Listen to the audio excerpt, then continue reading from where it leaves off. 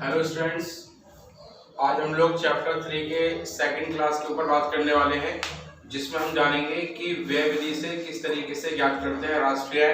क्योंकि इससे पिछली क्लास में हम लोगों ने बात की थी कि आय विधि से किस प्रकार से राष्ट्रीय आय ज्ञात करते हैं और आय विधि का फॉर्मेट क्या होता है। आज हम लोग बात करेंगे कि व्यय विधि का फॉर्मेट क्या होता है और व्यय विधि से किस प्रकार से राष्ट्रीय आय कैलकुलेट करते हैं। तो इसको स्टार्ट करते हैं, देखते हैं। यहाँ पर हमारा चैप्टर 3 है 12th क्लास का इकोनॉमिक्स का, राष्ट्रीय आय की विधियां। ये चैप्टर है हमारा और क्लास 3rd है इसका एक्चुअली। अब आज हम बात करने वाले हैं व्यय विधि से राष्ट्रीय आय की गणना। व्यय विधि से राष्ट्रीय आय कैसे ज्ञात करते हैं, तो इसमें सबसे पहले हम लोग ज्ञात करते हैं व्यय विधि। व्यय विधि ज्ञात करने के लिए हमको 8 पॉइंट होते हैं। उन 8 पॉइंट्स को अगर हम ऐड कर दें तो हमारी व्यय विधि निकल के आती है। तो वो 8 पॉइंट कौन कौन से हैं? इसमें पहला पॉइंट है सकल अचल स्थायी पूंजी निर्माण। यहाँ पर अचल को ही स्थायी कहा जाता है, सकल अचल स्थायी पूंजी निर्माण। सेकंड पॉइंट है हमारा स्टॉक में परिवर्तन। स्टॉक में परिवर्तन को वृद्धि भी कहा जाता है, जो होता है अंतिम स्टॉक माइनस प्रारंभिक स्टॉक के। और तीसरा पॉइंट है हमारा शुद्ध निर्यात। शुद्ध निर्यात होता है हमारा निर्यात माइनस आयात के बराबर। फोर्थ पॉइंट है हमारा सरकारी अंतिम उपभोग व्यय। फिफ्थ पॉइंट है हमारा सरकारी अंतिम निवेश व्यय। सिक्स पॉइंट है हमारा निजी अंतिम उपभोग व्यय। 7 पॉइंट है हमारा निजी अंतिम निवेश व्यय। और 8 पॉइंट है हमारा सरकार व परिवार द्वारा विदेशों से खरीद। अगर हम इन 8 पॉइंट्स को एक साथ जोड़ देंगे तो हमारी व्यय विधि निकल के आएगी। अब यहाँ पर इन 8 पॉइंट्स के अंदर जो पॉइंट 3rd है वो हमारा है शुद्ध निर्यात। या तो आपको शुद्ध निर्यात डायरेक्टली दिया जाएगा क्वेश्चन के अंदर, अदरवाइज ये होता है निर्यात माइनस आयात। यानी कि अगर आपको केवल निर्यात दिया है तो आप उसको प्लस करेंगे, अगर आपको केवल आयात दिया है तो उसको माइनस करोगे। और अगर निर्यात और आयात दोनों दिए हैं तो निर्यात में से आयात को घटा के शुद्ध निर्यात निकलेगा, उसे आप लिखोगे क्वेश्चन के आंसर में। इसी प्रकार से स्टॉक में परिवर्तन है। स्टॉक में परिवर्तन या तो आपको डायरेक्टली दिया जाएगा, अदरवाइज यह अंतिम स्टॉक माइनस प्रारंभिक स्टॉक होता है। तो अगर आपको केवल अंतिम स्टॉक दिया है तो आप इसको प्लस कर देंगे, और अगर आपको केवल प्रारंभिक स्टॉक दिया हुआ है तो आप इसको माइनस कर दोगे। तो इस तरीके से स्टॉक में परिवर्तन और शुद्ध निर्यात के साथ आप ट्रीट करोगे क्वेश्चन के अंदर। ओके, अब इन 8 पॉइंट्स को जोड़ करके हम व्यय विधि ज्ञात कर लेंगे। और अगर हमें व्यय विधि से राष्ट्रीय ज्ञात करनी है तो उसके लिए एक फॉर्मूला होता है, उसके भी हम बात करेंगे थोड़ी देर में। उससे पहले यहाँ पर हमको एक बात ये जाननी है कि अगर सवाल के अंदर ये शब्द लिखा हुआ नजर आ जाता है तो इसमें बाकी चीजों के साथ क्या ट्रीट करोगे आप। जैसे कि यहाँ पे लिखा हुआ है सकल पूंजी निर्माण। सकल पूंजी निर्माण, इसे हम सकल घरेलू पूंजी निर्माण भी कहते हैं। अगर ये पॉइंट आपको दिया हुआ है सवाल में तो इसका यह मतलब होता है कि ये इन 2 पॉइंट्स का जोड़ होता है। किस किस का? पहला सकल अचल स्थायी पूंजी निर्माण और सेकंड स्टॉक में परिवर्तन। तो जब आपको ऊपर वाला पॉइंट दिया गया है तो आप इन दोनों पॉइंट्स को जोड़ नहीं करोगे, क्योंकि इन दोनों पॉइंट्स का जोड़ ऊपर वाले पॉइंट्स के बराबर होता है। तो जब सवाल के अंदर अगर आपको ऊपर वाला पॉइंट दिया है तो नीचे वाले में से किसी को भी आप जोड़ेंगे नहीं। इसी प्रकार से अगर आपको निवल पूंजी निर्माण या निवल घरेलू पूंजी निर्माण दिया हुआ है शब्द, तो इसके अंदर निवल अचल स्थायी पूंजी निर्माण और स्टॉक में परिवर्तन को शामिल नहीं किया जाएगा। तो यहाँ पर हमको ये बात ध्यान रखनी है।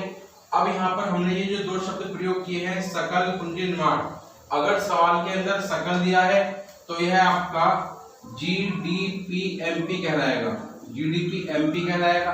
अगर सवाल के अंदर आपको निवल पूंजी निर्माण दिया है तो यह आपका NDPMP कहलाएगा।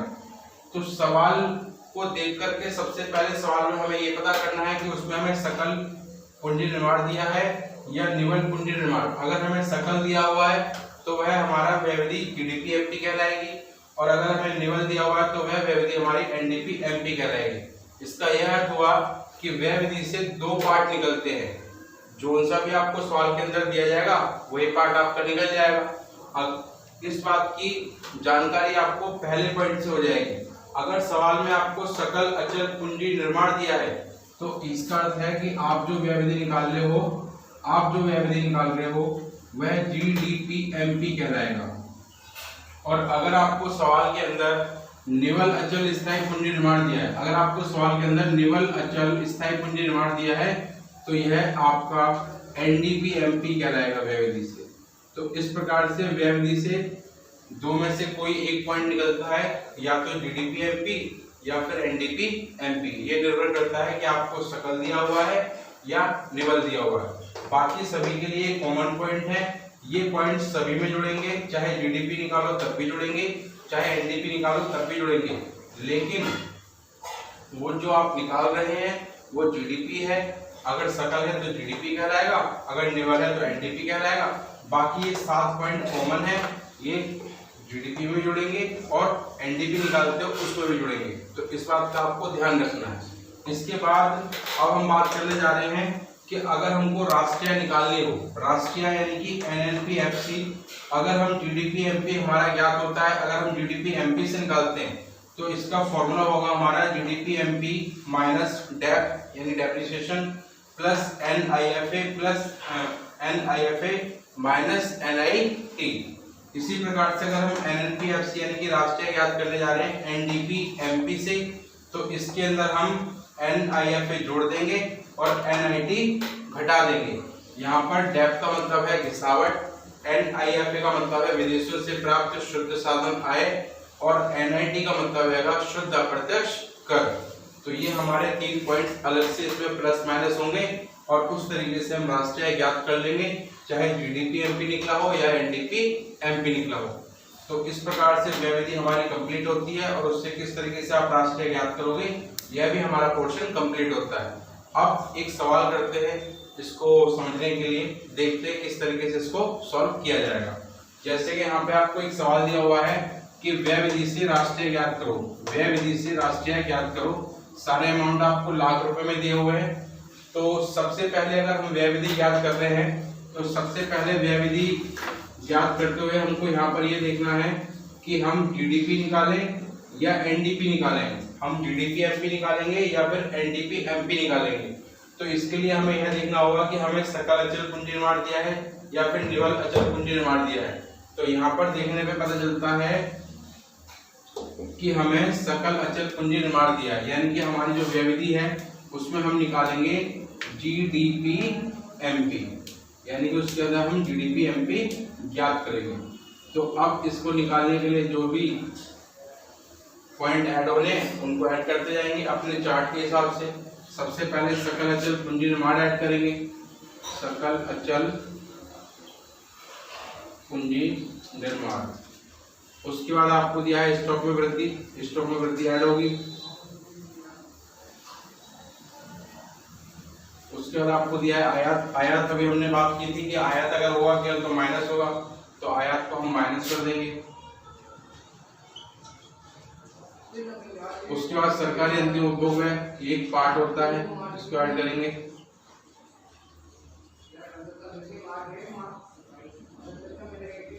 निजी अंतिम निवेश भी ऐड होगा, इसे भी ऐड करेंगे।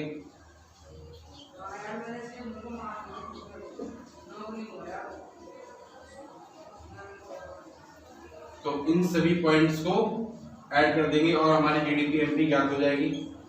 जीडीपी-एमपी बराबर सकल अचल पूंजी निर्माण, ये है हमारा 170, स्टॉक में परिवर्तन 70, आयात -20, सरकारी उपभोग है 140 और निजी उपभोग है 150। तो यह अमाउंट हो गया हमारा टोटल 140, 200, 290 और 380, 380, 480, 480, 550, 530। यह अमाउंट हमारा 530 लाख रुपए ज्ञात हो गया। अब हमें निकालना है राष्ट्रीय एनएनपी-एफसी। तो हम जीडीपी-एमपी में माइनस करेंगे डेप, प्लस करेंगे एनआईएफए और माइनस करेंगे एनआईटी। इस तरीके से हमारी एनएनपी-एफसी यानी राष्ट्रीय ज्ञात होगी। यहाँ पर GDP-MP हमारा 530 लाख रुपए निकला, माइनस डेप यानी घिसावट हमारा -30 प्लस NIFA यानी विदेशों से प्राप्त कारक आय, विदेशों से कारक आय हमारे 20 और NIT यानी शुद्ध अप्रत्यक्ष कर है हमारा 10। तो इस प्रकार से यह अमाउंट हमारा हो गया 530 लाख रुपए। तो यह हमारी राष्ट्रीय आय ज्ञात हो गई। तो इस प्रकार से सबसे पहले व्यय विधि से राष्ट्रीय आय ज्ञात करते समय हमें यह देख लेना होगा कि हमें प्रश्न में सकल शब्द दिया है या निवल। अगर सकल दिया है तो GDP-MP और निवल दिया है तो NDP-MP ज्ञात करेंगे। उसी हिसाब से यहाँ पर हमने सवाल में पहले सकल देखा, उसके बाद बाकी जो पॉइंट्स है वो कॉमन है वो हमने जोड़ दिए, तो हमारी व्यय विधि यानी GDP-MP निकल गई। और उसके बाद हमने फिर NPFC निकाला GDP से, जो कि इसका फॉर्मूला होता है जिसकी अभी हमने बात पीछे चर्चा की थी। और इस तरीके से हमारी राष्ट्रीय आय ज्ञात हो गई। इसी प्रकार से यहाँ पर सेकंड क्वेश्चन है कि व्यय विधि से राष्ट्रीय आय ज्ञात करो। इसमें आपको पॉइंट दिए हुए हैं, निजी उपभोग व्यय 140 करोड़ रुपए, अंतिम स्टॉक 30 करोड़ रुपए, आयात 20 करोड़ रुपए, शुद्ध अचल पूंजी निर्माण 120 करोड़ रुपए, विदेशों से शुद्ध कारक आय 70 करोड़ रुपए, शुद्ध अप्रत्यक्ष कर 15 करोड़ रुपए, सरकारी उपभोग व्यय 20 करोड़ रुपए। तो यहाँ पर हम बात करने वाले हैं कि अगर हम इसके अंदर राष्ट्रीय आय ज्ञात करेंगे तो किस तरीके से करेंगे। तो सबसे पहले यहाँ पर हमें दिया हुआ है शुद्ध अचल पूंजी निर्माण, तो यानी कि हम निकालेंगे NDP-MP और यहाँ पर हम शुद्ध अचल पूंजी निर्माण से NDP-MP निकालेंगे, जिसमें हमारे शुद्ध अचल पूंजी निर्माण प्लस निजी उपभोग व्यय प्लस अंतिम स्टॉक, क्योंकि अंतिम स्टॉक प्लस होता है, और आयात है तो माइनस करेंगे, तो माइनस आयात और प्लस सरकारी उपभोग व्यय, इन सभी को जोड़ के हम ज्ञात कर लेंगे NDP-MP। और इसके पश्चात राष्ट्रीय आय ज्ञात करेंगे। तो राष्ट्रीय आय के लिए NDP-FC से फॉर्मूला होता है हमारा राष्ट्रीय बराबर NDP-MP plus NIFA minus NIT। तो इसमें वैल्यू रख देंगे और इस तरीके से हमारी व्यय विधि से राष्ट्रीय आय ज्ञात होगी। तो यह एक प्रश्न है, ये आप लोगों को मैंने दिया हुआ है, इसे आप लोग सॉल्व करें और अगर कोई प्रॉब्लम हो तो आप मुझे कमेंट में जरूर बताएं। Thank you.